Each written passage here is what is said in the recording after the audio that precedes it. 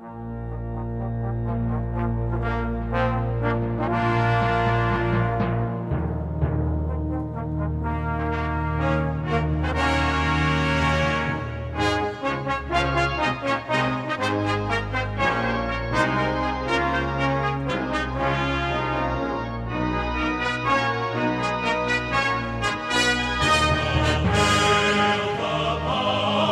sé que va a ser intenso, sí, iros acomodando, sé que va a ser a muchas horas, vamos a intentar hacerlo ameno. Yo de verdad tengo respeto, amor hacia la palabra del Señor. Yo sé que ayer a veces se me escapaba alguna tontería, no os preocupéis, es parte de mi manera de ser. A veces alguna cosa de difícil que fue poco interesante. Pero la idea principal es que estemos concentrados, estemos preparados y que podamos aprender mucho, muchísimo, con la ayuda del Señor y con el poder de su palabra. Y hermanos, algo también que ayer enfatizaba, que quiero volver a enfatizar, es el Señor quien debe enseñarnos de su palabra. Yo soy su siervo, yo lo que quiero es daros las herramientas y si puedo también decirlo, poder animaros a que estudiéis por vuestra cuenta la palabra del Señor. En Deuteronomio capítulo 6, cuando el Señor habla a Israel de que estudien la Biblia y que debes decir esto a tus hijos y a los hijos de tus hijos, hay una palabra ahí en hebreo que es muy interesante y las mamás me vais a entender. Cuando los niños empezaban a tomar el pecho, a amamantar, ser pequeñitos y a comer, las mamás hebreas le tocaban el paladar, ¡ping! Y cuando le tocaban el paladar, pruébalo a los niños, le tocas ese paladar y ¿qué hacen? Morderte. Bueno, si aparte de eso, cuando le tocas el paladar, ¡ah! Abren la boca rápido. Entonces, esa expresión en hebreo, en la enseñanza, tiene el sentido de que el Señor toca el paladar de nuestro deseo de aprender de Él para que pidamos más. Y eso es lo que deseo mi alma que podamos hacer. Que el Señor toque el paladar de nuestra alma espiritual para que aprendamos más. Así que es nuestra meta, pero vamos a pedir la bendición del Señor, vamos a rogarle a Él que nos bendiga con toda bendición espiritual. Y pediré a Francisco, el pastor Francisco, si puedes orar, después de él oraré yo también, encomendémonos al Señor en estas horas para que su espíritu se mueva con libertad. Vamos a orar. Señor y Padre Celestial, te glorificamos y te agradecemos por esta nueva tarde en la que podemos, Señor, escuchar de tu palabra. Y Señor, te pido que con corazones humildes y quebrantados, sedientos, vengamos a escuchar, Señor, no para ver cuánto sabemos, sino sabiendo que todavía estamos en proceso y lo estaremos hasta que nos muramos, Señor, de aprendizaje. Estamos, Señor, en este camino, Señor, de Cristo, que es un camino, Señor, que sabemos maravilloso, que es un privilegio, Señor, estar entre hermanos y escuchar tu palabra. Y te pido que nos ayudes a continuar, Señor, no con la meta de saber más, sino con la meta de poder servir más, Señor, por medio de lo que nos enseñas. Señor, pido que seas tú con el hermano Piñón y con nuestros corazones, Señor Espíritu Santo, y que no sea nuestra carne, nuestro intelecto, sino que seas tú, y que salgamos de aquí, Señor, no solamente con más información, pero, Señor, sobre todo retados por medio de tu palabra, Señor. Ayuda al hermano Piñón, dale fuerza, guíale, Señor, con tu poder, Señor, nuestro Espíritu Santo, por favor. Y te amo, Señor, te amamos y te agradecemos, Señor Jesús, por habernos salvado, por habernos lavado de todos nuestros pecados, mediante tu sangre santa, pura y preciosa, Señor mío. Señor, obra y, Señor, te pido también por cuestión de camino, tráelos conmigo, por favor. Te lo pido todo, mi Padre, tan agradecido, mediante tu sangre preciosa y tu nombre maravilloso. Amén. Padre amado, queremos postrarnos ante tu santa presencia. Señor, gracias porque nos has redimido de toda nación y lengua y pueblo, nos has hecho hijos tuyos, nos has sellado con tu Santo Espíritu, nos has dado tu palabra para que te conozcamos más. Y Padre, hoy al abrir las Escrituras y aprender de ellas, Señor, te pido que sea tu Santo Espíritu que nos guíe a toda verdad, que nos ayudes a todos, Señor, a entender la profundidad, la maravilla de tu ley. Te pido, Padre, que me ayudes a mí a saber exponer a los hermanos lo poquito que he aprendido, Señor, de ti, porque como antes decíamos, estamos apenas nadando en la superficie del mar de la gracia. Te pido que nos ayudes a profundizar en ese mar. Señor, que tú traigas a los hermanos que están en camino, que los protejas, igual después de salirnos, los guardes y, Señor, salgamos con el corazón lleno de tus bendiciones, Padre. Danos también fortaleza física para poder estar atentos en la intensidad de estas horas. Y, Señor, permite que lo que aprendamos lo podamos utilizar, podamos ponerlo por obra. Dirígenos, Padre amado. Te lo pedimos en el nombre del Señor Jesucristo. Amén. Bien, voy a empezar haciendo un rápido repaso de lo que ayer vimos. Lo primero es explicar la metodología de estudio, porque la realidad es que, si el Señor lo permite, viernes yo volveré a Barcelona y habremos pasado aquí 4 días maravillosos de estudio. Pero ¿qué vamos a hacer con lo que hemos aprendido? ¿Vamos a recordarlo todo? Es muy difícil recordarlo todo. Pero para eso hay 3 caminos que estamos haciendo. El primero es de una manera muy gráfica, utilizando un PowerPoint y explicaciones gráficas, cosas que darán en vuestra mente. Eso es importante.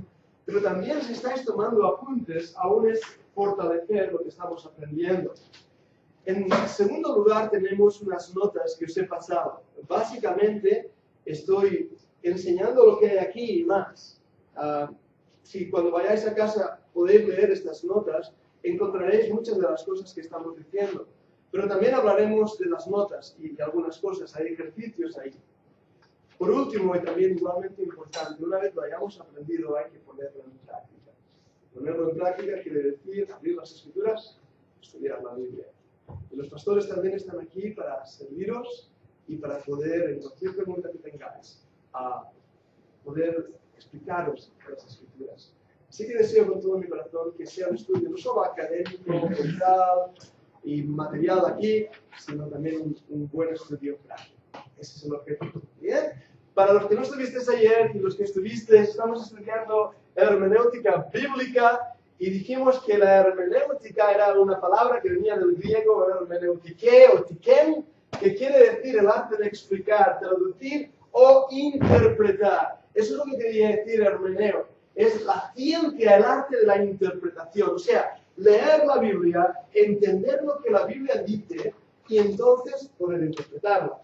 Pero para poder leer la Biblia, tenemos que entenderla. Lo primero que tenemos que saber es leer, ¿no? Es bien fácil. Y leer en el idioma que estamos leyendo. Castellano, tenemos que saber bien el castellano. Y cuando hay alguna palabra de esas raras que aparecen, el diccionario nos es útil. Y entonces cuando hay alguna cosa que empezamos a ver, oh, wow, esto es el sujeto. Ahora te vas a acordar de eso. ¿Estás en el ESO? ¿En qué cosa estás? El primero del ESO, no veas. Pues cuando empiezas a ver, esto es el verbo, esto es el sujeto, esto es el predicado, esto es un sujeto nominal, y esto es un complemento directo, y esto es un complemento directo, y esto es una voz pasiva, y esto es una voz activa. Todo eso nos ayuda a poder aún entender mejor el texto. Pero a eso no le llamamos hermenéutica, sino exegesis.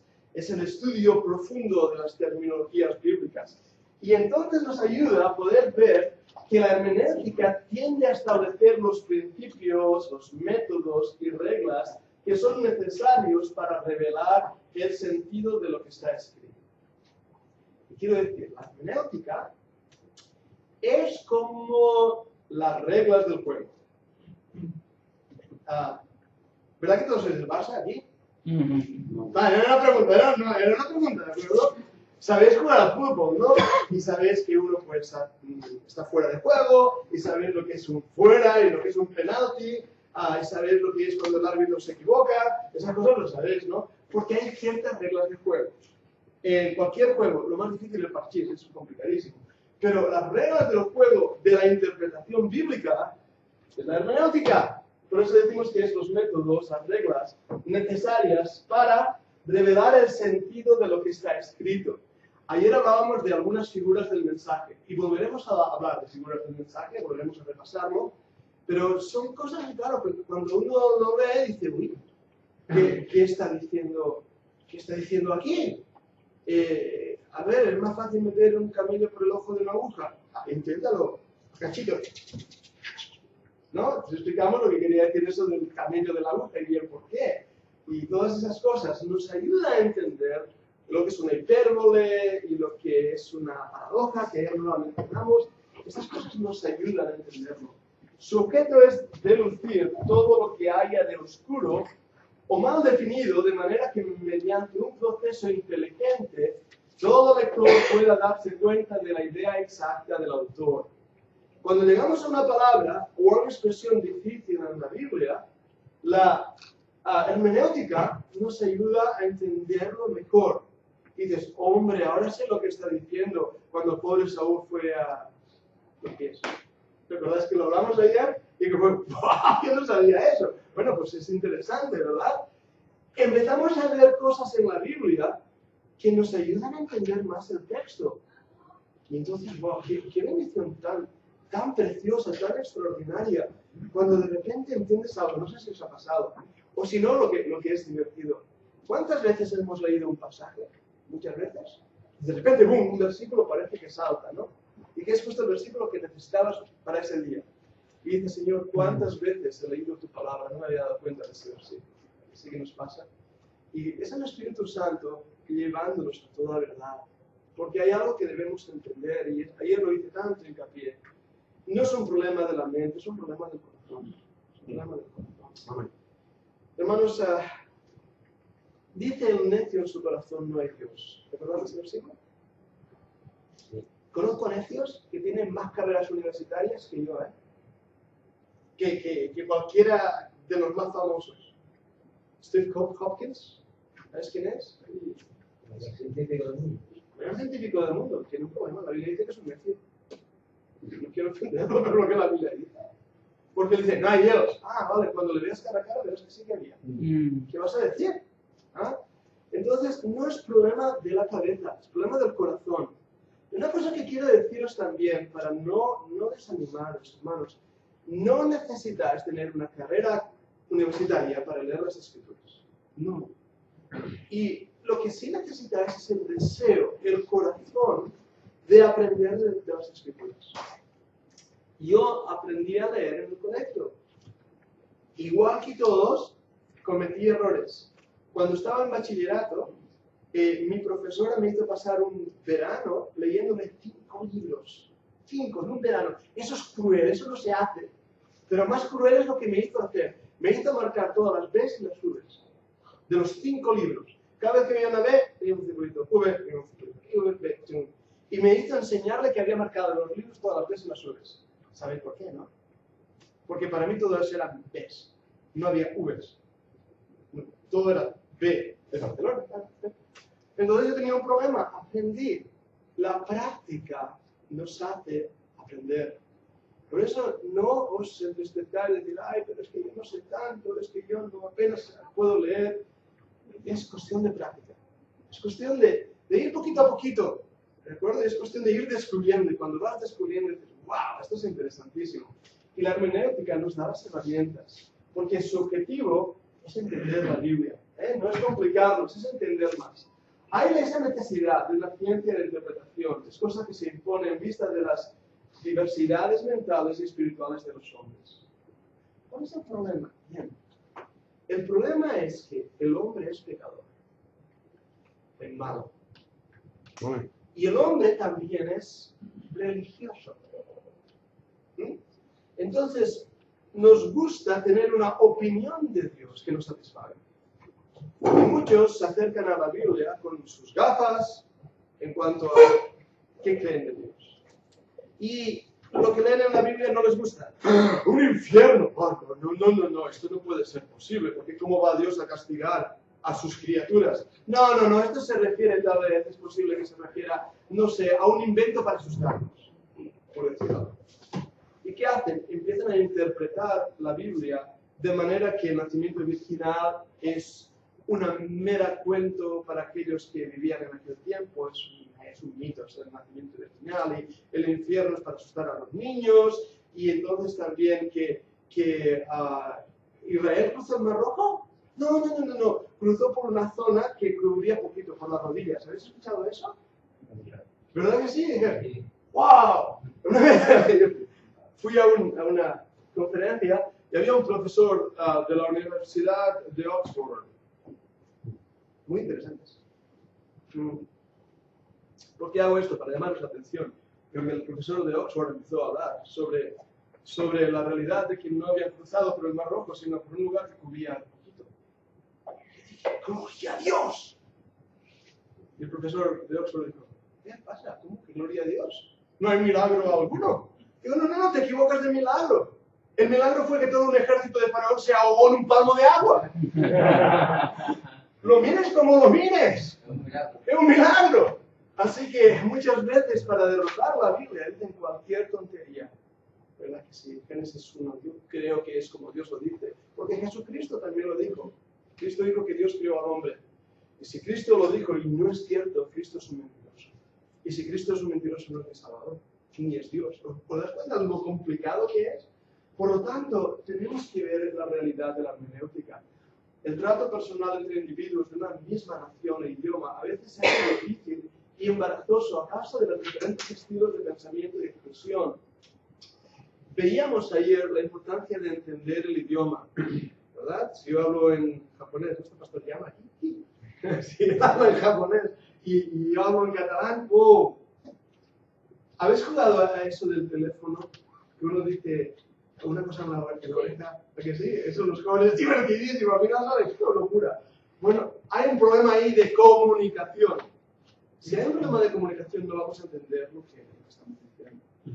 Y ese problema de comunicación a veces viene por un problema de cultura, de entendimiento de cómo se vivía en aquel entonces. No vivían como nosotros hoy, con los carros y lees en la Biblia, y se subió a un carro, ¿y qué piensas? Un Renault, un Mercedes. No, vaya, tenía Mercedes. No, carromato. Es un ejemplo un poco simple, pero para que veáis que cuando leemos la Biblia tenemos que entender cómo vivían. Y que tampoco vivían en las cuevas, exceptuando Saúl, que lo vimos, pero cómo vivían. Hoy estuvimos en Italia. ¡Qué bonito Italia! ¡Wow! No sé si habéis ido ahí, tenéis que ir, de verdad. Yo estaba ahí andando por esos pasillos debajo del anfiteatro, cerré los ojos, podía oírlo. El griterío en las gradas, el golpear de las espadas allí en la arena, podía ver, oírlo, ahí en esos pasillos, los gladiadores, diciendo, apártate que vengo. Podía ver, está bien, no podía verlo, pero me lo podía imaginar, ¿verdad que sí? Y eso lo hace mucho más real. Cuando leemos la Biblia, el poder imaginar cómo era, entenderemos lo tierno, lo profundo, lo extraordinario. Judas negó al Señor con un beso. ¿Y qué le dijo el Señor? ¿A qué vienes, amigo? ¿Lo recordáis? Ahora, nos llama la atención, ¿por qué hizo eso Judas? ¿Por qué besó al Señor Jesús? Una de las blasfemias que ya los antiguos puritanos ingleses decían que en los últimos días había una blasfemia que era inmencionable, no se atrevían a hablar de ella. Pero decían, en los últimos tiempos van a blasfemar en contra de Cristo molesto. ¿Y cuál era la blasfemia? ¿Sabéis cuál es? La blasfemia de decir que Jesús y Judas tenían una relación amorosa entre ellos. Eso se está diciendo hoy en círculos, debido a los escritos de Imam Mahdi y los escritos de antiguos que están apareciendo ahora, que si Jesús estaba casado con María Magdalena y con Magdala, ¿no? Que es el nombre en hebreo. Todas esas cosas, ¿por qué están saliendo? Porque ignoramos muchas veces lo que la Biblia es, porque no lo creemos. Y ese beso que Judas dio a Jesús era un beso de salutación. Nosotros nos damos la mano. Hola, ¿cómo estás? Nos damos un abrazo. Los japoneses, ¿habéis visto cómo se saludan los japoneses? Las palmas de las manos no pueden ser mostradas, es sucio. Un árabe que no coma con la mano derecha, un árabe, no, con la izquierda. Estoy diciendo al revés, con la izquierda. La izquierda se usa para limpiarse, no se come. ¿Verdad? Costumbres en Uruguay. Yo me asusté cuando la primera vez que estuve en Uruguay, ahora ya no, hasta se ríen de mí. Me dieron 2 besos, los varones. ¿Sí? Viene el hermano Alberto a darme 2 besos y lo quita. ¿Verdad que sí? Porque aquí en España no nos saludamos así. Pero en el Oriente es normal. Y el Señor estaba recibiendo a Judas como un amigo. Y por eso dijo, ¿a qué vienes?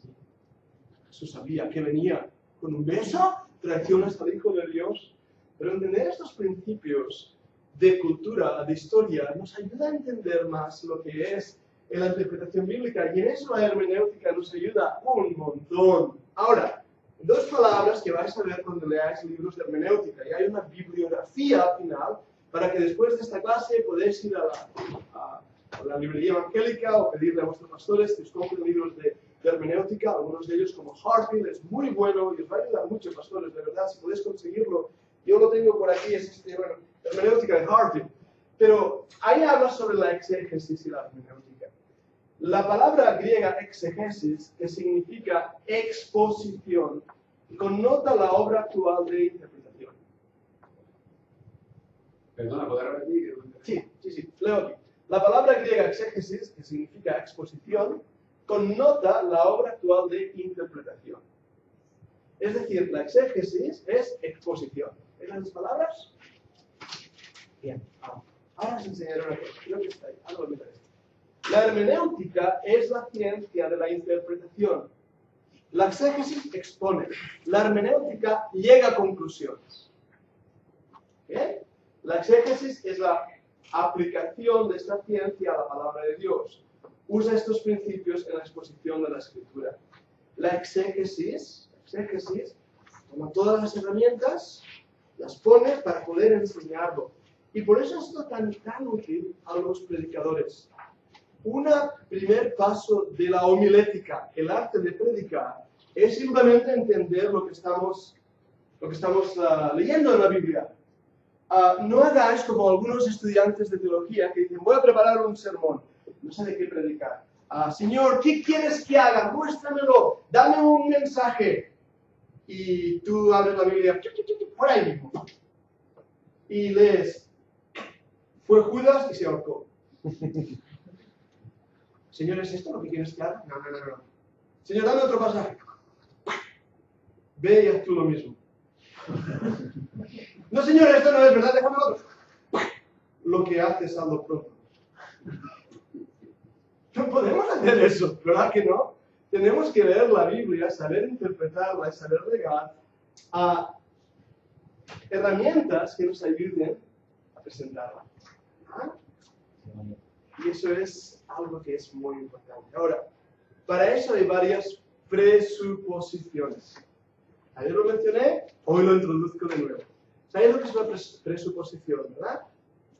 Es un pensamiento que tú estableces antes de empezar otra cosa. Es decir, tú dices, me conoces a mí, ¿vale? Ves que tengo un acento, ves que, no sé, soy piel blanquita y piensas, no sé, tiene un acento catalán, debe ser catalán, seguro que no es de África porque tiene piel blanquita y se parece a Tom Cruise, eso me lo han dicho. Entonces, no sé, te haces una presuposición, una idea preestablecida de mi persona. Entonces, tenemos ideas preestablecidas básicas. La primera, Dios se ha revelado al hombre. Hebreos 1 y 2. ¿Qué me lo lee? Hebreos 1 y 2.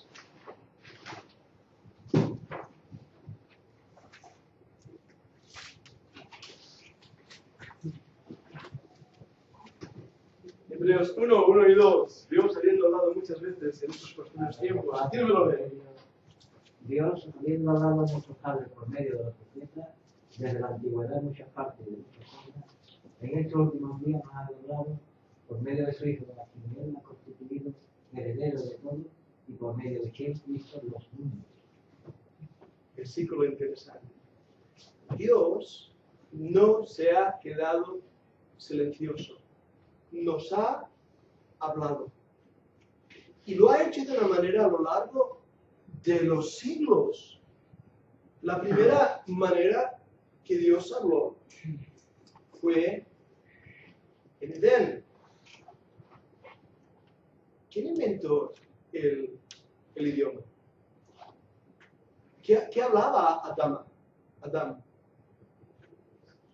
Habló con Dios. ¿Quién inventó la escritura?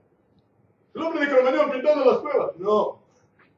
Dios inventó y enseñó la escritura.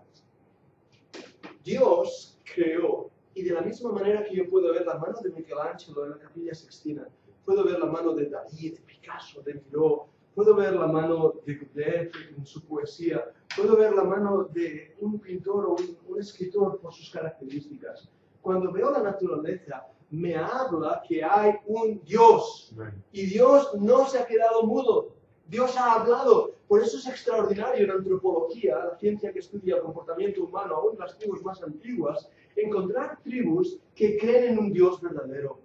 Los egipcios, con todo su Partenón y panteón, todo lo que ellos tenían, determinaron que tenía que haber un solo Dios, un gran Dios, a quien Atón adoró a ese Dios, al Dios Sol.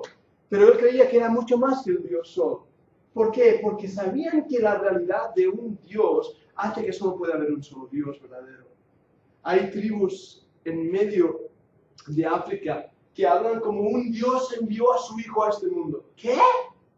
¿De dónde han sacado eso? Pues no lo sé, pero tienen una revelación general. Eso le llamamos revelación general.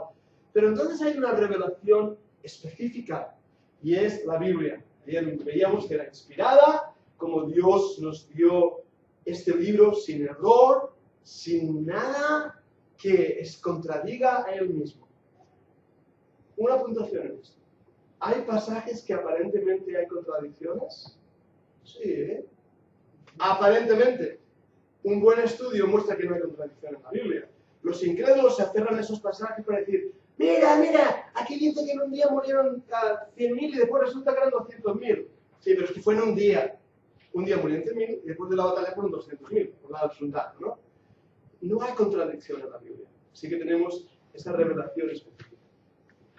Dios, habiendo hablado muchas veces, en medio de los profetas, los que escribieron el Antiguo Testamento, en estos últimos días, en estos postreros días, nos ha hablado por su Hijo.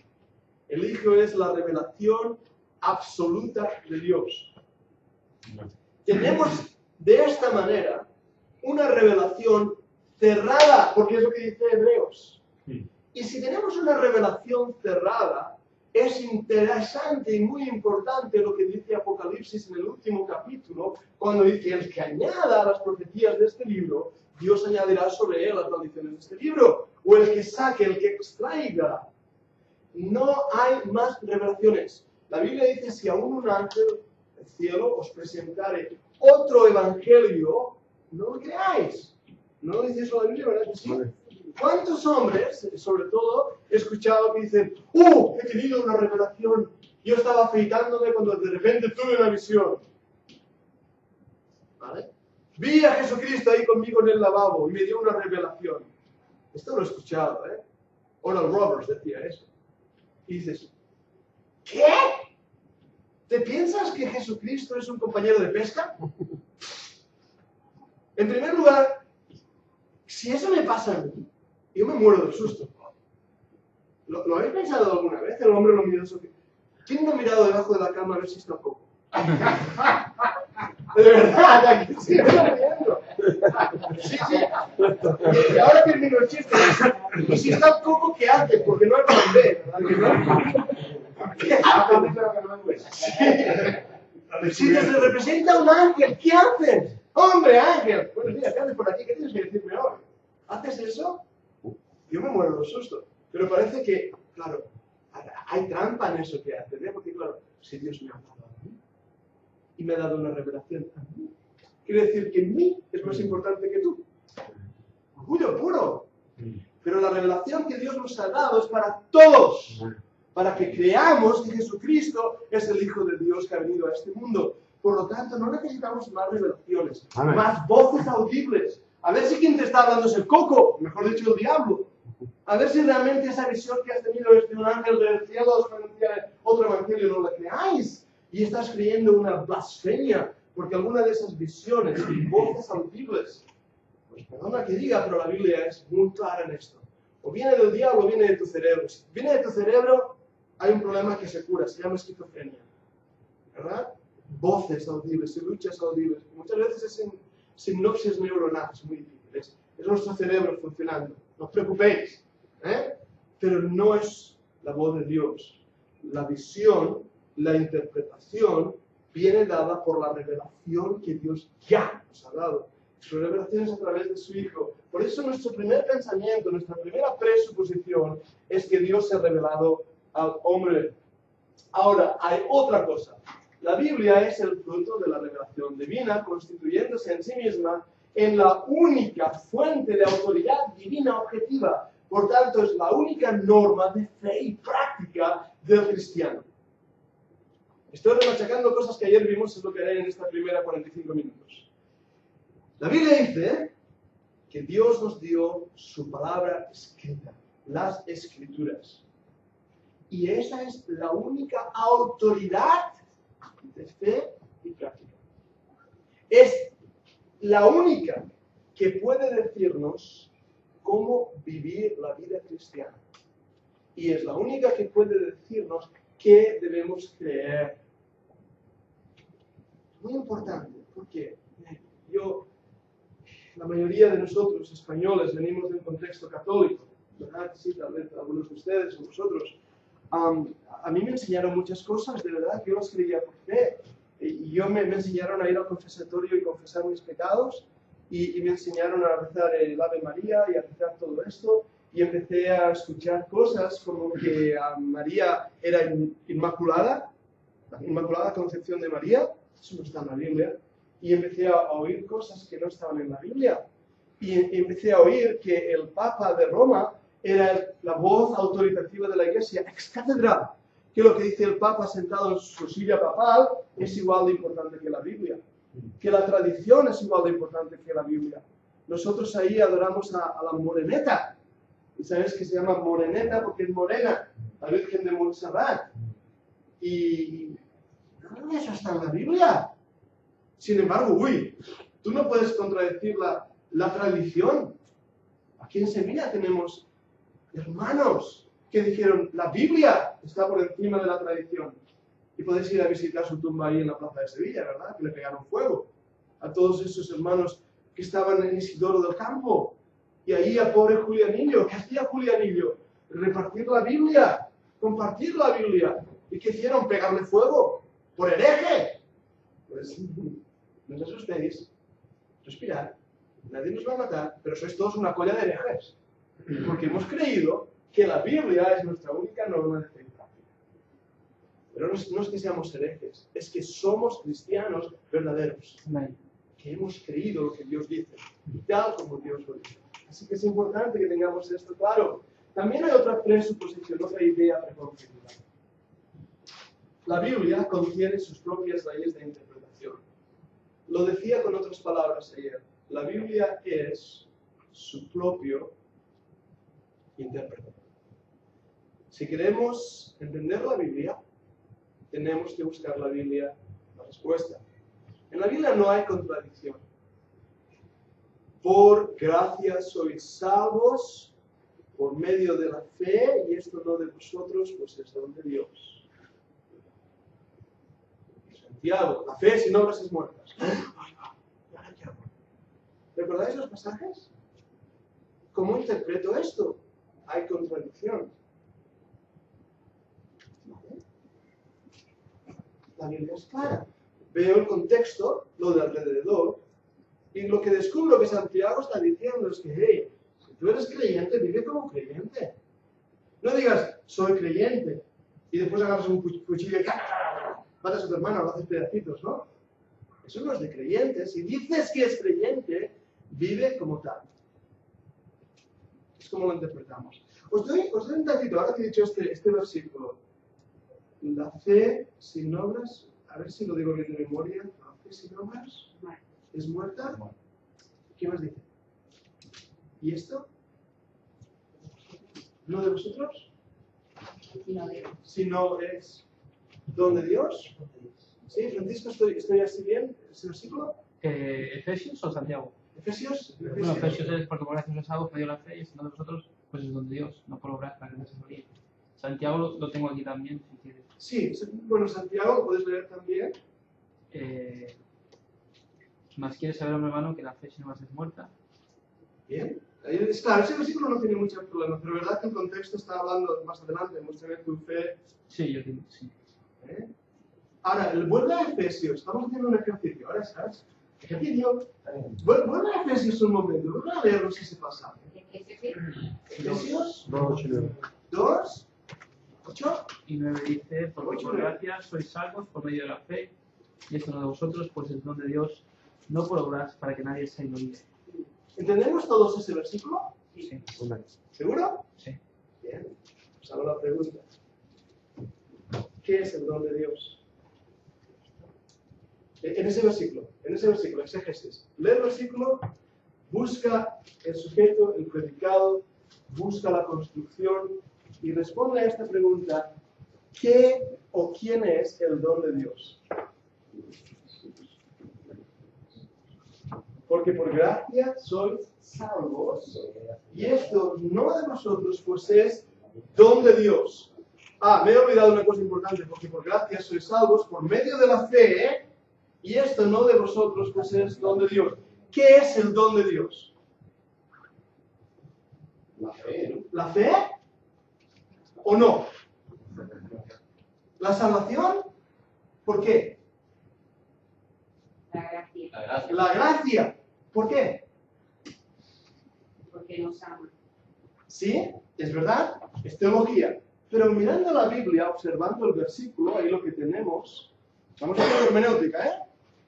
¿Vemos ese versículo? Porque por gracia sois salvos por medio de la fe, y esto no de vosotros, pues es don de Dios. ¿Cuál es el don de Dios? Os voy a ayudar más aún. ¿Qué es el don? ¿La fe o la gracia? La gracia, ¿no? ¿Seguro? Yo digo que no. La fe, porque por la fe tienen toda la gracia. ¿Puede ser el don Cristo? El don es Cristo. Sí, Cristo. Vale, pero eso es teología. Vamos al versículo. O sea, las presuposiciones son que nos acercamos a la Biblia y ya tenemos una idea. La idea, sin duda alguna, es Juan 3:16. De tal manera amó Dios al mundo que ha dado a su Hijo unigénito para que todo aquel que no crea no se pierda, pues tenga la vida eterna. Así que ya sabemos en nuestra cabeza que el regalo de Dios, el don de Dios al mundo es Cristo.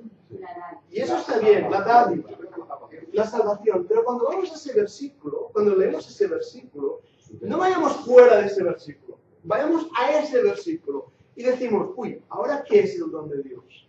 ¿La fe o la gracia? Y esto no de vosotros, pues el don de Dios, porque por gracia sois salvos.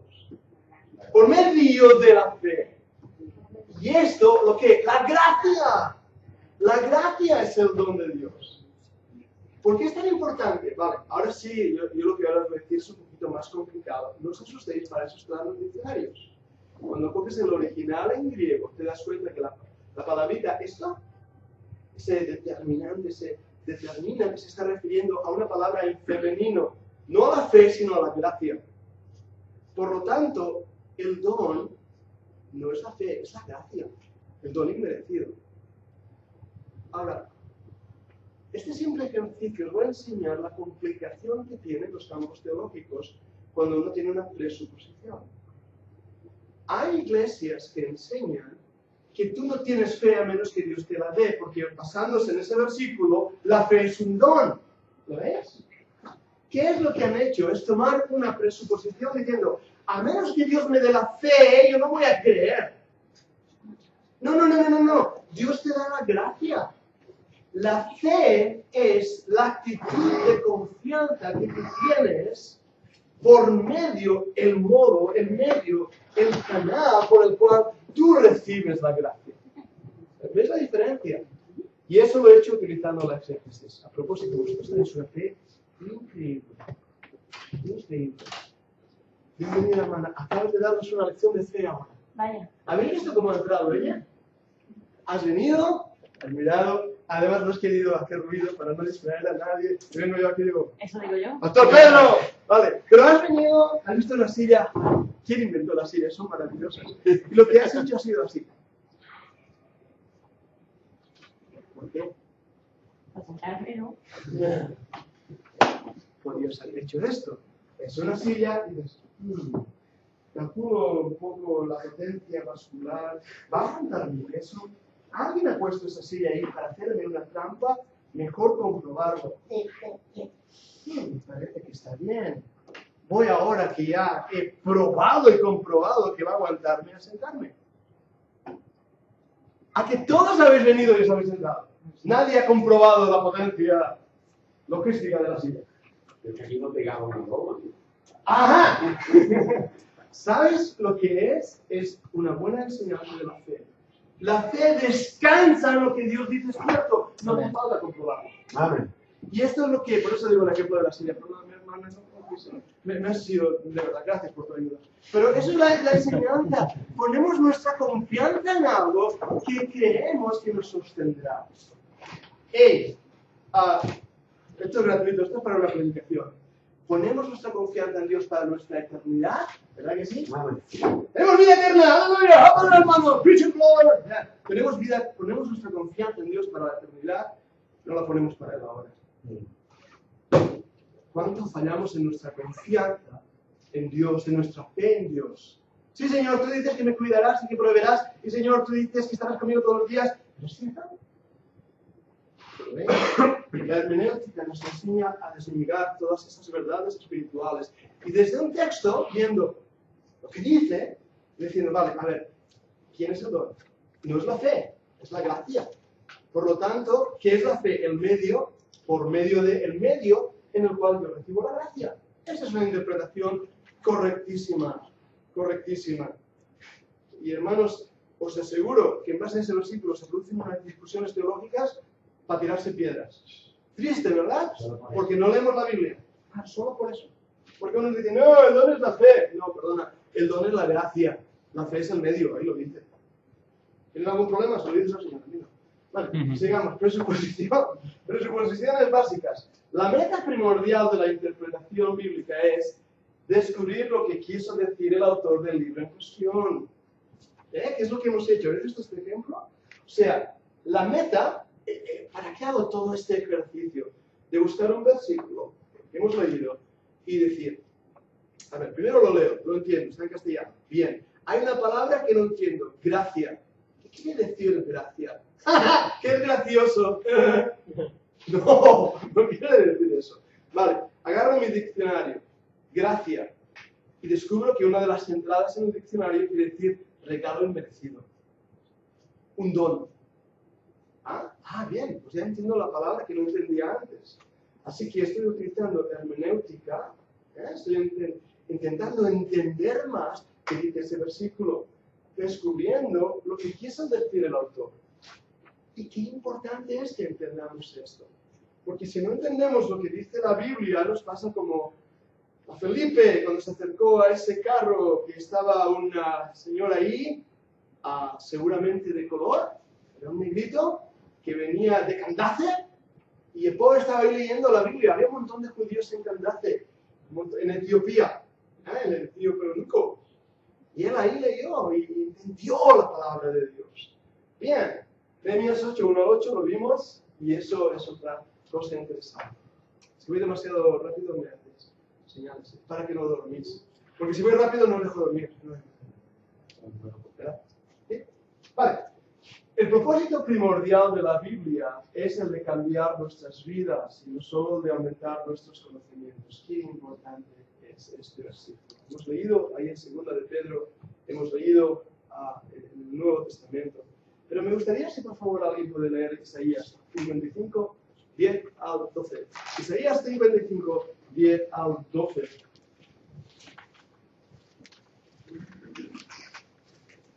¿Vale? Porque como desciende de los cielos la lluvia y la nieve, y no vuelve allá, sino que pega la tierra y la hace germinar y producir, y da semillas que siembra y pajas que come. Así será mi palabra que sale de mi boca, no volverá a mi vacía, sino que hará lo que yo quiero, y será prosperada en aquello para que la envíe.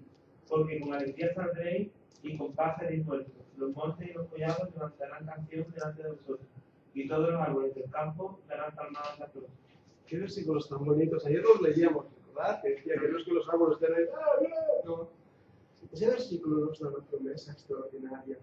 Dios cumple su propósito en enviarnos su palabra. Hay un versículo en Apocalipsis que dice, bienaventurado el que lee. Poned eso en vuestras Biblias, bienaventurado el que lee. Porque cuando leemos las Escrituras, somos felices. Eso que quiere decir bienaventurados. Solo por leer la Biblia, hay una bendición en tu vida. Ayer decía que el pecado te alejará de este libro, o este libro te alejará del pecado. Tenemos que leer la Biblia. Lutero dijo, Homo Unius Libri.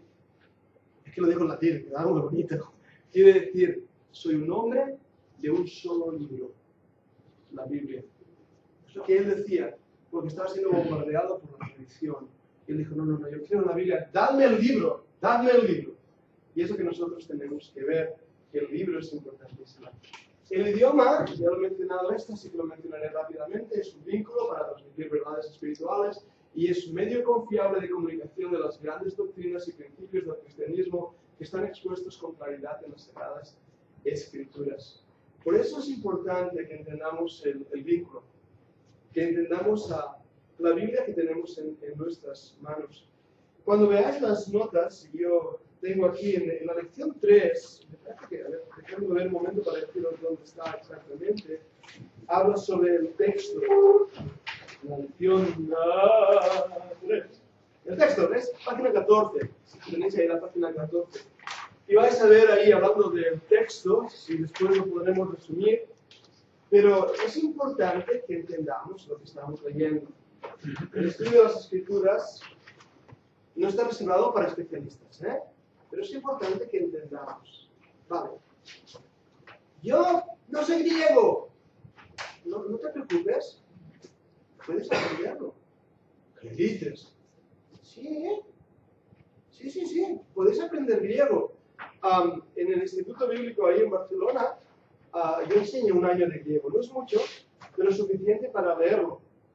Y para leerlo te ayuda a usar las herramientas. Algunos le ponéis cara de pánico. Vieras a mi esposa leer la Biblia en griego. Es divertido. Además tiene pronunciación catalana, lo hace más divertido todavía. Pero se puede hacer. ¿No habéis aprendido a leer en castellano? Se puede. Vale. Está bien. No sé griego, pero ¿sabes castellano? Sí, ¿no? Más o menos, sabemos leer en castellano. Algo muy sencillo. Tomas una Biblia que sea de una versión y otra Biblia que sea de otra versión y las comparas. Y vas a darte cuenta que tienes similitudes, semejanzas y diferencias. Ahora, eso indica algo.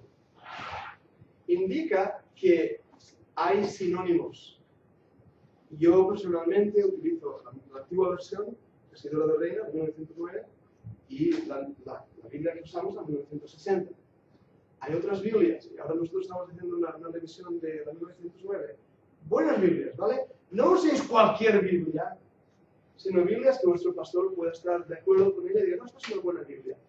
Y tomas la 1909 y lees, por ejemplo, a 1 Corintios, capítulo 13. ¿Recordáis qué capítulo es? El del amor. Pero cuando lees a 1909, descubres que ahí pone caridad. ¿Qué han puesto aquí? Caridad. ¿Y la católica también lo habéis visto? También caridad. Y claro, viene ahí cuando tienes que observar. ¿Recordáis lo que decimos de ayer de observar? De pensar. ¿Y por qué pone por caridad? Y ya viene a tu cabeza la viejita sentada a la puerta de la iglesia católica. ¡Por caridad! ¡Dame un duro! ¿Ah? ¿Es eso caridad? No, eso no es Corintios 13. ¿Qué pone en la versión 60? Amor. ¿Qué está bien? ¿Qué es lo correcto? Bien, los dos.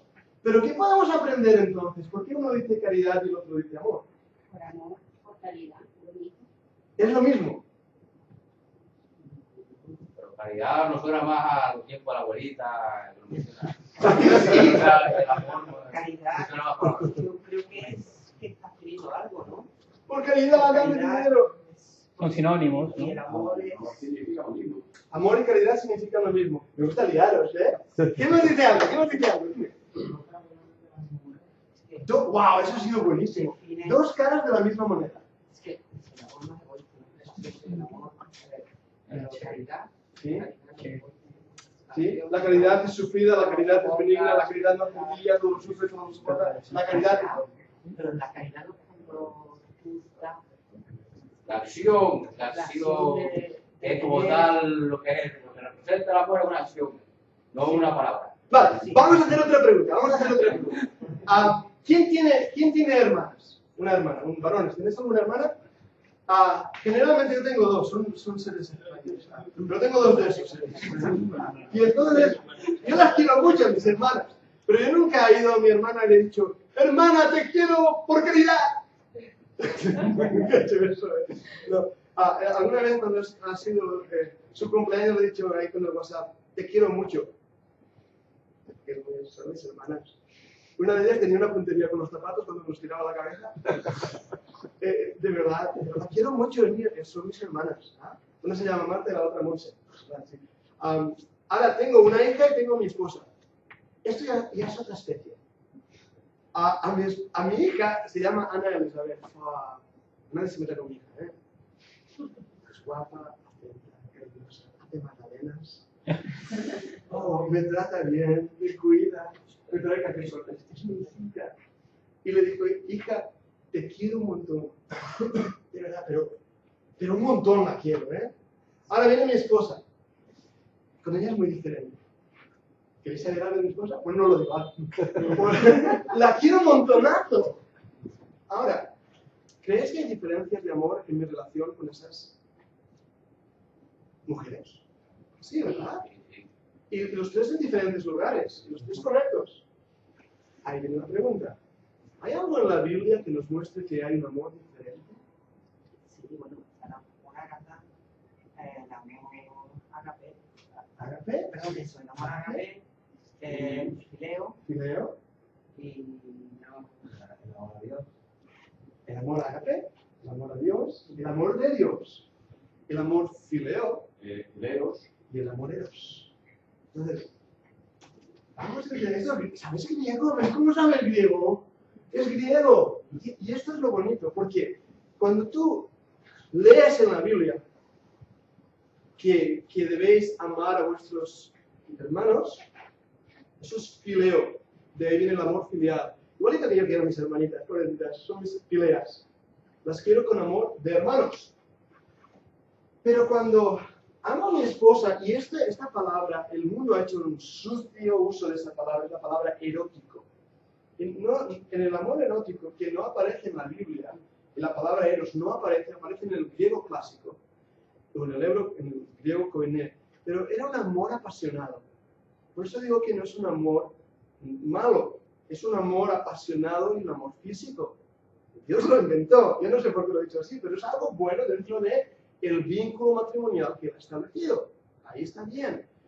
Pero, por supuesto, con la persona que Dios ha determinado. ¿Bien? Así que tengo filio. Yo puedo amar a mi esposa. Yo la puedo amar eros. Claro que sí. Y también la puedo amar fileo. Porque ella es mi hermana. Ella también es creyente. Así que tengo ese amor hacia ella. Pero hay otro amor. Agape, agapao. Primera de Corintios 13 no dice fileo, no dice agape, agapeeros, dice agape. Habla de un amor de entrega que es el amor de Dios. ¿Sabías esto, verdad que sí? Por lo tanto, cuando vemos 1 Corintios 13, vemos una capacidad de amar extraordinaria que Dios tiene hacia nosotros. Para 1909, cuando Casidoro hicieron la traducción ya en el 1600, la palabra que se utilizaba era caridad.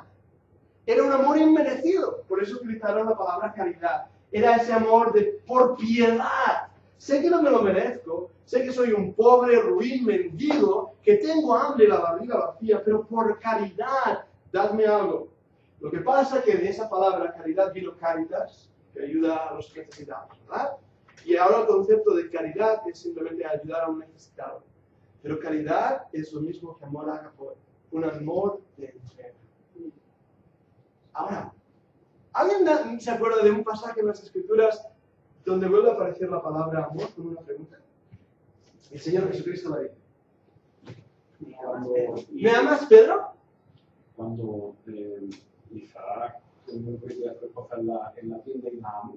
Y la amó. Ajá. Que de hecho, fijaros que la palabra en hebreo la traduce como la conoció. Qué bonito, qué bonito. Una vez más, estoy en una clase entre adultos, pero voy a enseñar algo interesante. La palabra conocer en el Antiguo Testamento se traduce de una palabra en griego que se traduce como comunión. Como conocer, comunión. Tenemos comunión, ¿sí? Pero es que la palabra comunión, koinonía, viene otra palabra, me vais a entender, no entro en detalles, es la palabra coito, relación sexual. Porque es la relación cercana, más cercana que yo puedo tener con alguien. De ahí viene la palabra comunión, de una relación cercana. Así que cuando leemos en la Biblia que fulanito conoció a menganito, no era como, hola Sara, me alegro de conocerte, ¿cómo estás? No se refería a eso, ¿de acuerdo? Fulanito a menganita, ¿no? ¿Cómo? Fulanito a menganita, no Solo, menganito. Menganita, hola menganita. No se refería a eso, sino a un conocimiento físico. ¿Ven cómo la palabra de Dios nos enseña ahora? La mente del hombre ha corrompido todos estos conceptos. Pero eso me lleva a un punto más interesante. La Biblia dice, alábese el que se tenga que alabar, ¿en qué? En conocerle. Amén. En conocerle. Dios quiere que le conozcamos, que nuestra relación con Él sea cercana, íntima, al extremo. Ese es el amor que Dios tiene. Me hablabas de ese ejemplo. ¿Recordad cuando el Señor Jesús le dijo a Pedro, Pedro, ¿me amas? ¿Recordáis todos qué había pasado? ¿Qué había pasado? Pedro había traicionado. Había traicionado. El que había dicho, yo no te negaré. Cantó el gallo, ¿y qué? 3 veces. Le había negado. ¿Recordáis cuántas veces le preguntó el Señor a Pedro? 3 veces. 3 veces. Ahora, necesitamos aquí un diccionario, una concordancia, o necesitamos un libro en griego. Pero cuando descubrimos esto, dices, wow. ¿Os lo digo en griego? Sí. Petra, agape, moi. Petra, agape, agape, ¿Me ama? moi, ¿me amas? Pedro responde, fileo toi.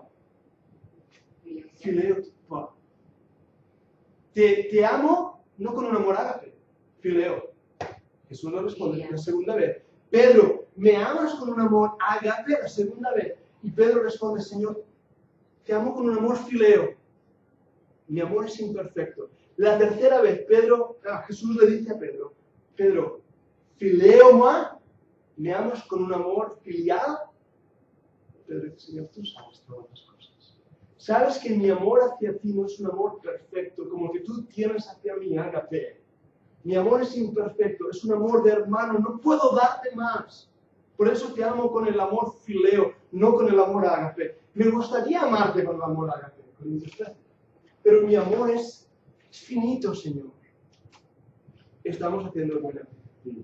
Estamos utilizando las palabras, las construcciones, para que cuando leamos el texto decimos, wow, todo lo que había ahí que no había visto.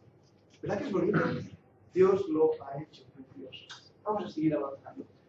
Ahora, los escritores de la Biblia, bajo el poder y dirección del Espíritu Santo, escribieron con el objeto de hacerse comprender, y esperamos naturalmente y con razón que la Biblia hable con sencillez y claridad. ¿Verdad que sí? No sé si habéis leído alguna vez el Corán. ¿Lo habéis repasado aunque sea? Es complicado. Es muy complicado. Claro, después dice, no, es que lo tienes que leer en árabe para entenderlo. Pero aún, la Biblia, lo primero que descubrimos, de las 5.200 palabras en el original griego, las puede entender un niño de 8 años, de 5 años. Son palabras muy sencillas, no son palabrejas como las que tenemos ahí. Son muy, muy sencillas. Es comprensible, podemos entenderlo. Y podemos entender también cómo los escritores de la Biblia fueron dirigidos por el Espíritu Santo. Es que la verdad de Dios nos ha sido dada por su Espíritu para que lo entendamos. Y ha habido un milagro, el milagro de la guarda de su palabra que ha sido preservada. A través de copias. Confesadme algo. ¿Alguien ha hecho copias en el colegio como eso de no hablar en clase 500 veces? A mí no estaba Fíjate lo que aprendí. Eso es chulísimo. Aprendí a hacer 2 bolígrafos y a la vez hacer la misma frase. No hablaré en clase. Con 2 bolígrafos hacías 2.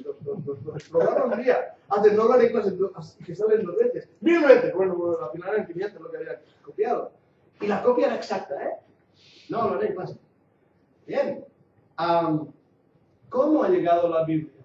Vale, esto no entra en el curso, es gratuito lo que os voy a dar ahora. Es interesantísimo. Moisés escribe una copia, seguramente un amanuense, alguien que escribía por él. Tenemos una copia de la Biblia. Si la perdemos, Dios ordena en su ley que cada vez que un rey subía al poder tenía que hacer copia de la Biblia, de la Torá. Y tenían que tener copia para ellos y leerla. El problema es que se olvidaron por ahí, la dejaron por ahí. Los hebreos se dan cuenta de la necesidad de hacer copias de la ley. Pero un momentito, ¿eh? ¿Recuerdas la frase no hablaré en clase 500 veces? ¿Cómo lo hacían ellos? De una manera extraordinaria. No era como ahora. Fotocopia. No había eso. No era un escáner. No era eso. ¿Cómo lo hacían? Correcto, ¿no? Parte fueron los masoretas, con los puntitos y eso. Pero empezaron unos escribas a utilizar eso. Eran copistas legales de la ley. Tenían ahí una mesa, tenían un original y tenían unos rollos, unos pergaminos. Ellos sabían en una línea cuántas letras había. Así que cuando terminaban de copiar la línea, tenían que asegurar que estaban todas las letras. ¿Estaban todas? Copio otra línea. Por eso hay una numeración. Además, las palabras, las letras en hebreo tienen una numeración. ¿Qué hacían en el cómputo total? Lo sumaban. Empieza a ser las matemáticas esto, ¿eh? Pero entonces había algo interesantísimo. Cuando llegaban a las 4 letras, la palabra Jehová, Yahvé, era un término muy santo. Entonces, cuando llegaban a ese nombre, tomaban una pluma limpia, no un bolígrafo big, que no había, sino una pluma de ave. Y tenía que ser recién usada, no la habían usado. Pero antes de escribir esas 4 letras, tenían que ir y darse un baño ceremonial, limpio, volver al escritorio, copiar las 4 letras. Y continuar. Hay salmos que cada versículo aparece en esas 4 letras. Al final del día, ese pobre escribo estaba arrugado de agua. Lo hacían así. Y el resultado era un texto perfecto. Porque cuando metían la pata y todo... ¿A que sí, eh? No, solo hace falta ver mis apuntes de universidad. Depende de la hora del día, ¿son rectos o son torcidos?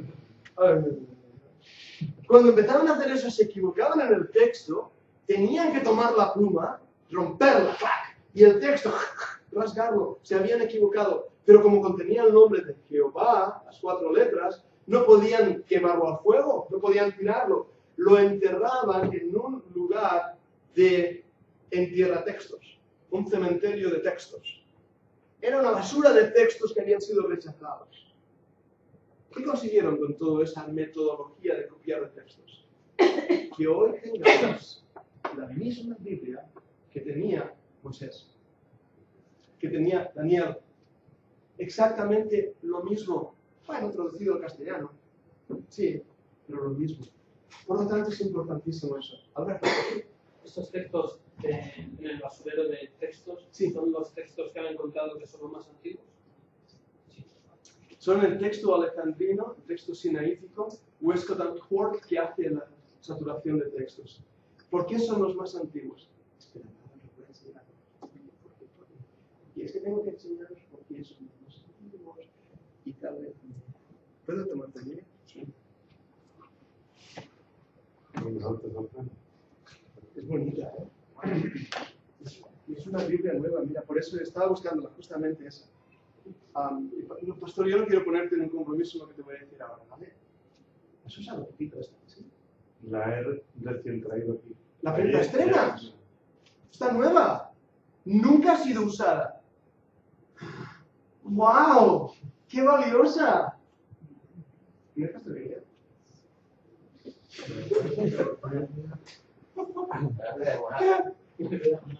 me está cayendo. De verdad, me da pena cogerla. ¿Qué has hecho con esta Biblia? Esa es la de batalla. Es la de batalla. La has leído, ¿no? La has llevado a sitios. En las comillas cuando estaba siendo perseguido por los soldados romanos. ¿Esta la tenías en Marruecos? ¿Lo tenías en Marruecos? ¿Ha pasado a Marruecos esta Biblia? Significa, te la puedes comer, no te descubren allí. ¿Cuántos años hace que la tienes? Creo 3. 3 años. Y está así de usada y gastada. De aquí a 3 años ya no existe. No, mira, de aquí a 3 años vendrán arqueólogos, de aquí a 20 años ni lo encontrarán. No tiene las tapas, ¿eh?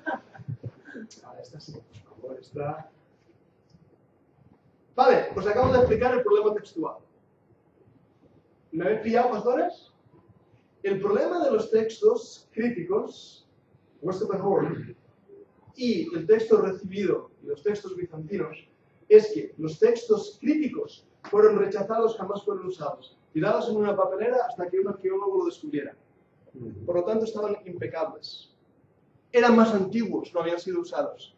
Los textos que usaban los primeros creyentes, los primeros cristianos, texto recibido, fueron usados, perseguidos, quemados, totalmente volatilizados. Por eso el texto más antiguo que tenemos es un texto, según un historiador, que puede ser aproximadamente del siglo V. Algunos dicen del siglo III, que no podría casi ahí. Son textos que fueron destruidos. Ese es el problema textual. ¿Me pillas, Alberto? Era un buen ejemplo, ¿no? Sí, no. Yo, cuando mencionaste lo del basurero de textos, lo he escuchado varias veces, pero no sabía si los textos críticos era un basurero, no sé que lo enterraban, pensaba que era un basurero en un templo, una sinagoga que habían encontrado. No sé si estaban enterrados. Fueron en una sinagoga donde es que le llaman piscina, pero realmente puedes imaginarte o una piscina, literalmente llena de textos, o si no unas estanterías donde eran puestos. Contenían la palabra Adonai, Jehová. No podían tocarlo. Una cosa que nos llama la atención, y nosotros hoy usamos la Biblia como, mira, pero los judíos, cuando leen la Torá, lo leen con un puntero. No lo tocan, un puntero de plata. No lo tocan. Y tú que eres gentil, tú no puedes tocar la Torá, ¿eh? Lo único que te dejan tocar es el libro de Esther. Porque en el libro de Esther no aparece el nombre de Dios. ¿Lo habéis leído? No aparece el nombre de Dios. Por eso los Geshem podemos tocar el libro de Esther. Listo, ahora, estas cosas que os explico ahora nos ayudan a entender la hermenéutica en las presuposiciones de que los escritores de la Biblia, la dirección del Espíritu Santo, querían que la Biblia fuera copiada. La copia del rey. Dios quería que tuviéramos cada creyente una Biblia, que pudiéramos marcar, subrayar, estudiar, hacer hermenéutica con ella. ¿De acuerdo? Voy a seguir un poquito con esto de las presuposiciones. Si hay alguna pregunta, no os dé miedo levantar la mano. Si no lo sé, desde primero no lo sé. Pero no os dé miedo, ¿vale? Yo quiero que participéis en la clase. El Espíritu Santo y la fe salvadora son imprescindibles para que se pueda comprender e interpretar correctamente las Escrituras. Hechos 8:34, lo vimos ayer. Si no eres creyente, vamos a entender las Escrituras. Apuntad eso, si no también están vuestras notas. Vale. Así que, lo primero que tenemos que hacer es leer el texto con humildad, pidiendo al Señor que nos ayude a entender cada palabra, que podamos comprenderla, podamos aplicarla, que entendamos lo que leemos. Por eso aquí todo cristiano tiene el derecho, la responsabilidad de leer, de investigar, interpretar, entenderlo, la Biblia, por sí mismo. No voy a leer esos pasajes, nos dan idea de estas cosas. Y los métodos de interpretación están directamente relacionados con nuestro concepto de teología o revelación. Ayer decíamos que el libro de Apocalipsis quiere decir revelación, ¿verdad? Lo que Dios nos ha enseñado. Y vamos a ver algunas cosas que son importantes. Hemos hablado de la revelación, que es el proceso mediante el cual Dios se da a conocer a sí mismo en su voluntad. Pero entonces viene ese punto donde tenemos ahora que decir, bien, Dios se ha revelado, Dios me ha dado su palabra, ahora yo tengo que leerla, tengo que interpretarla. Y ahora viene cuando vienen los diferentes métodos. Ahora, lo que voy a hacer en este bloque es os voy a enseñar cómo hay personas que interpretan la Biblia erróneamente. ¿Sí? ¿Estáis conmigo? O sea, estamos viendo cómo hay personas que van a tomar la Biblia, van a leerla y van a interpretarla mal porque tienen unas gafas puestas erróneas. El primero es el racionalista. El racionalista. Dios nos ha dado la razón, la lógica, ¿vale? No es nada malo. Dios nos ha hecho pensar. Pero el problema es el racionalista que pone la razón por encima de la revelación. Hey, nos guste o no, hay cosas que no son lógicas en la Biblia. ¿De acuerdo? ¿Por qué? Porque Dios es mayor que nuestra razón. Descartes, ¿sabes quién era el filósofo Descartes? Uy, ¿sí? Él se burlaba de Dios, tomó un salmo, empezó a escribir chorradas y tonterías al lado del salmo, hasta que llegó a este versículo que dijo, y de necio en su corazón no hay Dios. Ahí dijo, su Biblia está en el Museo de París, podéis verla. Justo abierto por ese salmo. Justo por ahí. El racionalismo somete la escritura al juicio humano. Lo que no es lógico no es verdad. ¿Es el nacimiento virginal lógico? No. No es. Todos sabemos cómo los bebés funcionan. ¿Dios puede hacerlo? Sí. El método racionalista es este profesor de Oxford que decía, no, si es que no cruzaron por medio del Mar Rojo, sino por donde menos cubría, intentando razonar lo que el hombre no puede entender. Hey, la fe no es ciega. Y os quiero decir esto, no tengáis miedo a haceros preguntas. Os estoy enseñando en este curso a haceros preguntas cuando leáis la Biblia. A ser objetivo, a poder verlo. Pero vais a descubrir más de una vez que Dios está por encima de nuestra cabeza. Si tu Dios es grande como tu cabeza, yo no quiero creer en él. Mira lo que te digo. Dios está por encima. Dime. Sí, yo creo que está mucho la escritura, porque cuando el Altísimo por los milagros dice que él abrió las aguas dejando la tierra en seco. Y que vino un gran viento que retiró. Pero ¿qué es lo que hacemos? No leemos la Biblia, y especialmente cuando hablas con un incrédulo que ha oído algo de la Biblia, entonces es cuando te das cuenta que este hombre no ha leído la Biblia. Dices, no, si esto no es lo que decía el ejemplo de la ballena, ¿no? Vino una ballena y nos tragó, ¿no? Sí, ¿no?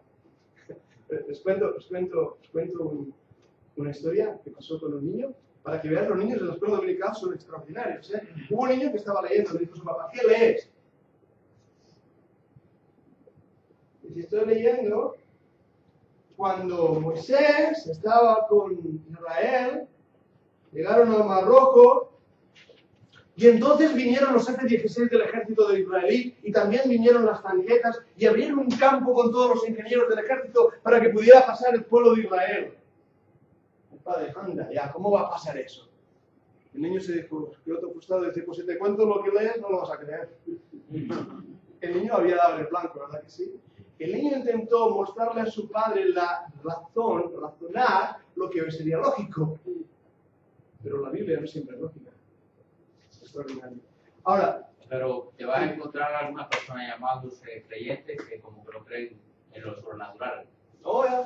¿Son creyentes? Dicen que son creyentes, pero dicen que no, como que lo tratan de llevar también todo a un razonamiento y a causas naturales, no sé qué, no. Por eso es que tenemos que tener cuidado. No razonar. Sí. El verdad ha sido testigo en Cuba de un milagro de sanidad. De uno no, de muchos. Yo he visto muchos milagros. Sí. Ahora, Dios puede hacer milagros. Dios puede hacer milagros, es cierto, pero también hay muchos embaucadores. Tenemos que ir con cuidado con eso. Dios puede hacer grandes cosas porque Dios no ha cesado en su poder, pero tenemos que darnos cuenta también que hay muchas falsas enseñanzas y que podemos ser fácilmente engañados. Por eso tenemos que interpretar la Biblia. Yo os decía antes que nuestra primera norma de autoridad es la Biblia. Y si la Biblia lo dice, es verdad. Aunque nos cuesta entenderlo, de verdad, Lázaro hacía 3 días que estaba muerto. Ahora, un muerto está bien muerto. Uno que huele ya está muerto. Pero muerto, ¿eh? ¿Habéis visto muerto alguna vez? Yo tuve la oportunidad de verlo. Vale. Yo he estado en la universidad, en la sala de disección, he estado en 2 autopsias. Abierto así, con una I se hace autopsia de I. Os aseguro que un muerto está bien muerto. ¿Que Dios lo levante? Dios lo hizo. Tengo que razonarlo. No, es que no estaba muerto. ¿Sabéis lo que dicen los críticos teólogos en cuanto a la resurrección de Jesús? ¿Habéis leído lo que dicen algunos que Jesús no resucitó? Y tienen las pruebas. ¿Sabes por qué saben que Jesús no resucitó? Porque resulta que Jesús estaba medio dormido. Se desmayó. Entonces, como estaba medio dormido, lo pusieron en la tumba y el frío y la humedad de la tumba lo trajo en sí. Ya estoy vivo otra vez. Espera, salgo. Vale. Pues vamos a intentar recordar lo que dice la Biblia. Tomando el cuerpo, lo embalsamaron. ¿Sabes lo que es embalsamar? Sí. Que te meten como 12 kilos de cosas ahí, sí, de tu cuerpo para que huelas bien porque está podrido, y te meten una... Si Jesús no estaba muerto, ahí lo mataron, ¿eh? Y entonces lo meten ahí porque la palabra que dice no es lienzos echados, es una palabra que indica... ¿Sabes lo que hacen estos gusanos de seda que hacen una cosita así y luego sale mariposa? Eso es la palabra. Un capullo de estos así, es como pusieron al Señor Jesús ahí embalsamado. ¡Pum! Lo pusieron ahí. Por eso cuando Pedro lo vio, se asustó, porque lo que vio no era una manta ahí, sino que vio ese capullo que había desaparecido lo que había dentro. Ahí estuvo el susto de Pedro. Pensó, ¿qué ha pasado aquí? ¿Vale? Entonces Jesús no pudo haber desmayado. Y además, ¿quién sacó la piedra? Tan pesada. Jesús desde dentro. Y lo guarda. Y los guardas, ¿qué pasó con los guardas? Ya sé lo que pasó. Fueron los discípulos y se equivocaron de tumba. No era la tumba donde la habían puesto. Sí, los sobornaron. Eso también. ¿Sabes qué más? Saben que los discípulos vinieron de noche a robarle el cuerpo. Y la prueba es evidente. ¿Sabes por qué? Esto lo leí en el libro, sé que no es chiste. Aunque no lo veáis ahora. Olía a pescado. Los pescadores habían estado ahí porque olía a pescado. O sea, hay que tener más fe en lo que dicen estos individuos que lo que dice mi Biblia. De verdad. Además, el precio por dejar huir a un prisionero era... la cabeza. Esos soldados romanos no tenían caput, como dicen en italiano. Cristo ha resucitado, primicia de la muerte. ¿Se ha dicho amén? Amén. Cristo venció la muerte. Lo dice mi Biblia, no hace falta razonarlo, yo lo creo. También dicen que todo texto se puede comprender con el uso de la razón humana y rechazan la pretensión fundamental de la Biblia, que Dios interviene en los asuntos humanos. Ahora, esta frase es importante porque es lo que estábamos diciendo ahora, que todo tiene una explicación natural. Todo. Y a todo, sí, lo que ellos dicen, hay que buscar esa explicación natural. Dios puede utilizar la naturaleza como Él quiere, cuando Él quiere y de la forma que quiere. Y algunos de los milagros, dejadme deciros esto, un milagro no es una contradicción de la ley natural. Es una continuación de la ley natural. ¿Lo he pillado? Vale, y ahí en las notas hablamos de los milagros. Por ejemplo, Dios hizo el vino de agua. No como una piedra hizo vino, el líquido. ¿Recordáis el ejemplo de la multiplicación de los peces? ¿Sabéis cómo fue, no? Que había como 5.000 personas, ¿recuerdan bien? 5.000. Y había un niño, con la merienda del niño. Mamá, me he hecho esta merienda, me voy a comer un pan, un pastelillo. Ya, toda esta multitud. ¿Y sabes qué? Voy a compartir mi merienda. ¡Ping! ¿Tienes hambre? Y empiezo a tenerla. Lo comparto contigo, ¿vale? Y aquí, Tomás te llamaba, ¿verdad? Tomás dice, ay, mira, Pedro, qué buen niño, ha compartido su merienda. ¿Sabes qué? Yo voy a hacer lo mismo. Y compartes tu merienda. Y de esta manera los 5.000 fueron felizmente alimentados. a través del ejemplo que ese niño había dado. Y así Jesús multiplicó el pan y los peces. Eso es lo que dicen los racionalistas. ¿Lo habéis pillado? ¿Qué hacen? Leen el texto y como no pueden creer que Jesús tenga la capacidad de multiplicar del bocadillo de un niño y alimentar a todos ellos, tienen que racionalizarlo. Cuando yo leo esto, pienso, hermano, amigo, vecino, no te ha amanecido. Capaz que no eres ni salvo. Porque la persona salva sabe que Dios no miente y Dios no dice la verdad. Pero hay más de este tipo. El método alegórico místico de interpretación. Dime, hermano Francisco. Una pregunta, dice que los milagros son la continuación de la ley natural. De la ley natural, sí. ¿Todos?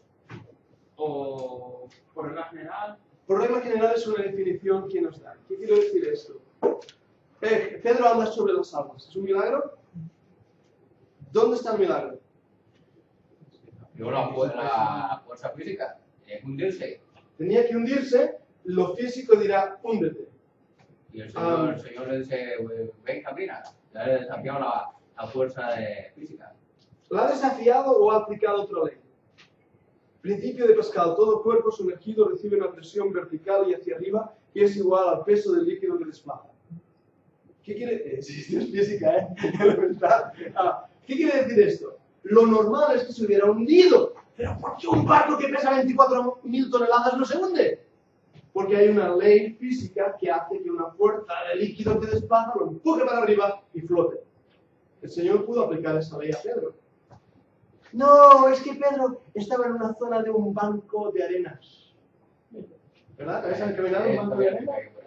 En un banco de arena, no, mira, estoy pasando. La zona.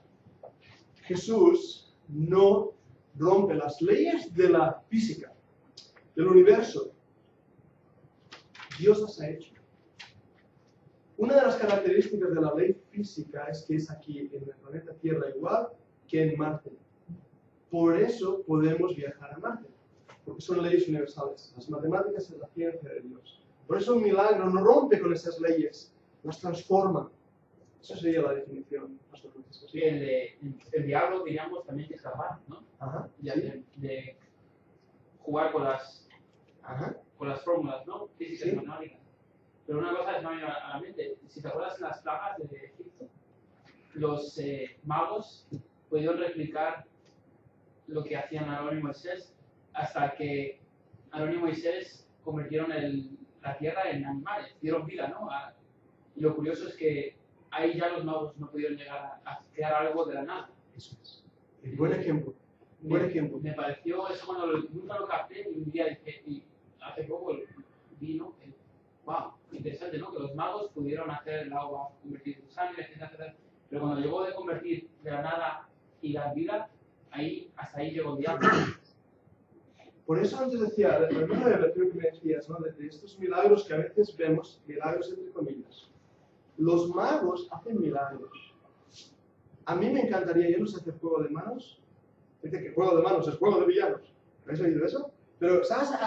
Hay gente que, no sé, caray, es que ahora no lo encuentro. Si pudiera encontrarlo me ayudaría, pero, no sé, hay gente que eso es lo que he tenido ahí. Aquí, mira. Esto. ¿Vale? Tontería lo que he hecho, que sí, ¿lo habéis pillado? Vale.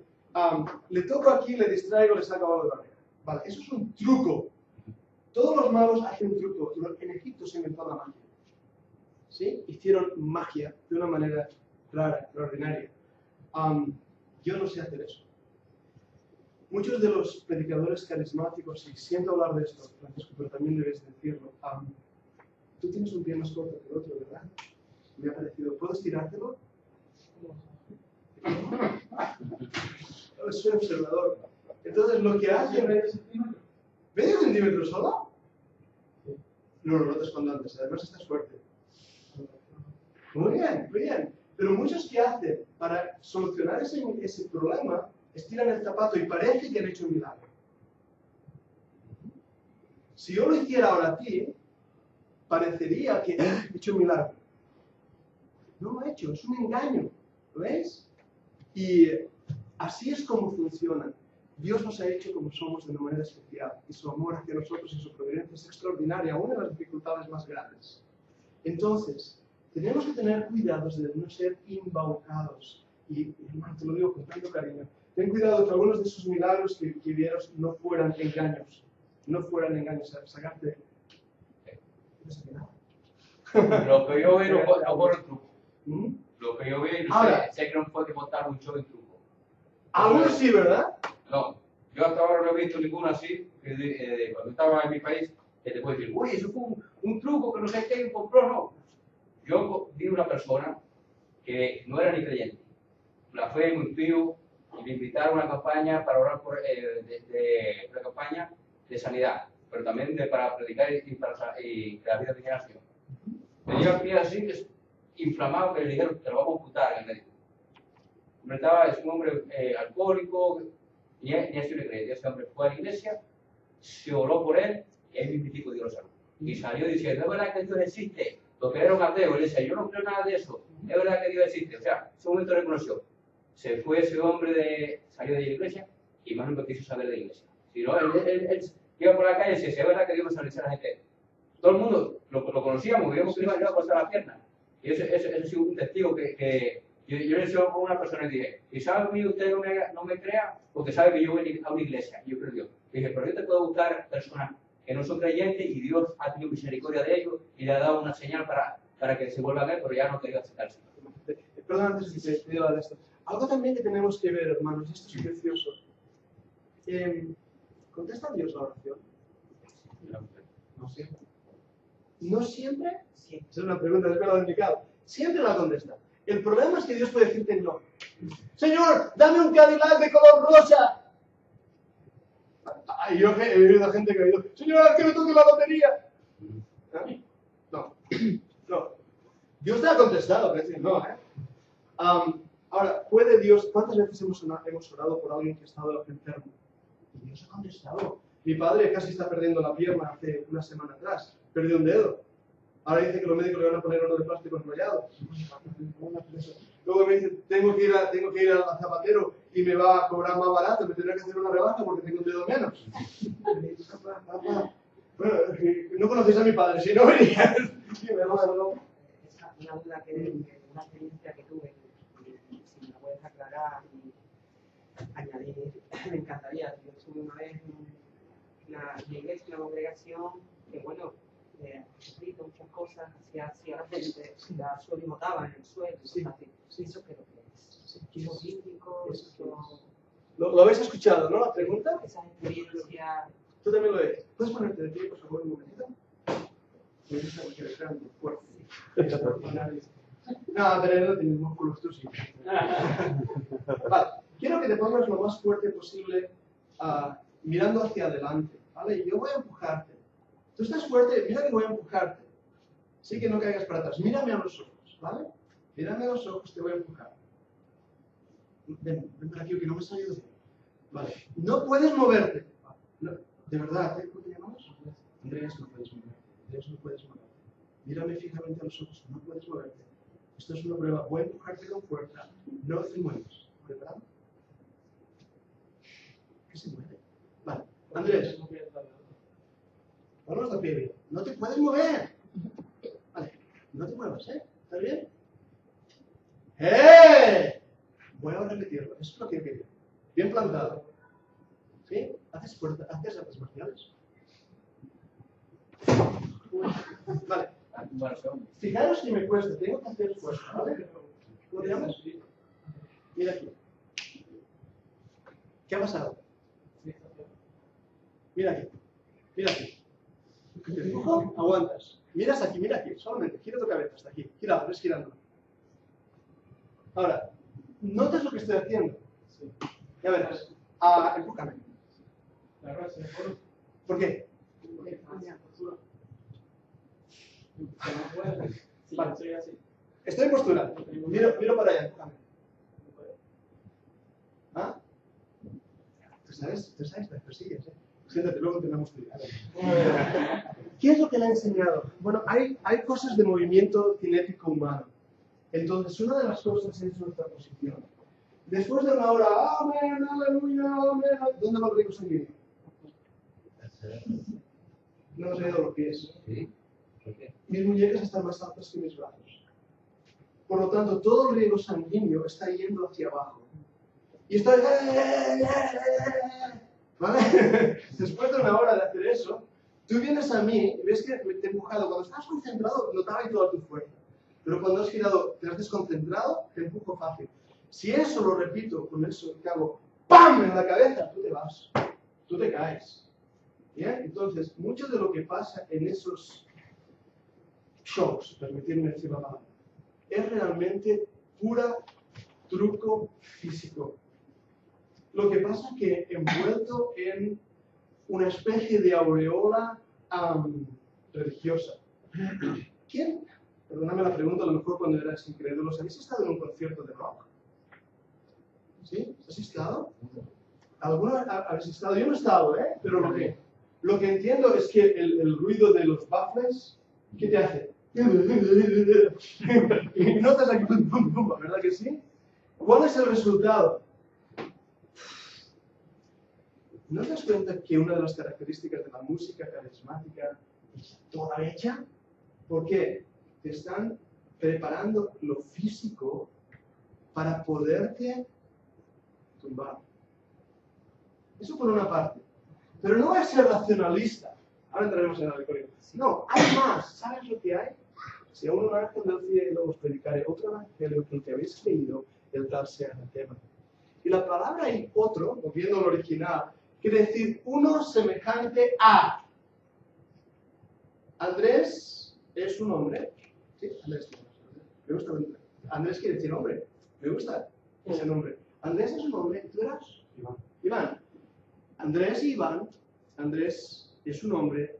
Iván es otro hombre. Ahora voy a poner otro. Andrés es un hombre. Iván es un hombre. Y ¿cómo te llamas, hermana? Cristina, ¿eres un hombre? Sí. Sí. Mira esto. La palabra otro aquí quiere decir semejante a y del mismo modo que. Los dos son varones. Pero Cristina, eres un ser humano, eres un hombre, eres un bípedo del plumen. Pero no puedo decir es otro como él, como Iván, porque ella es una mujer. Cuando en la Biblia dice, si alguien nos predica otro evangelio, no está diciendo uno tan diferente como un hombre y una mujer. Está diciendo uno tan igual como este hombre y este hombre. Son otros. Es muy igual, se parece mucho, pero no es el mismo, ¿eh? ¿Veis lo que dice la Biblia? Entonces, cuando dice ahí que una que nos predica otro evangelio, hermanos, el problema es este. La peor confusión que ha dado Satanás es darnos un evangelio muy parecido al original. Pero es falso. Muchísimo. ¿Han dado un billete de 50 euros falso? No. A mí me lo pusieron en la ofrenda de la iglesia y fui al banco y lo entregué en el banco.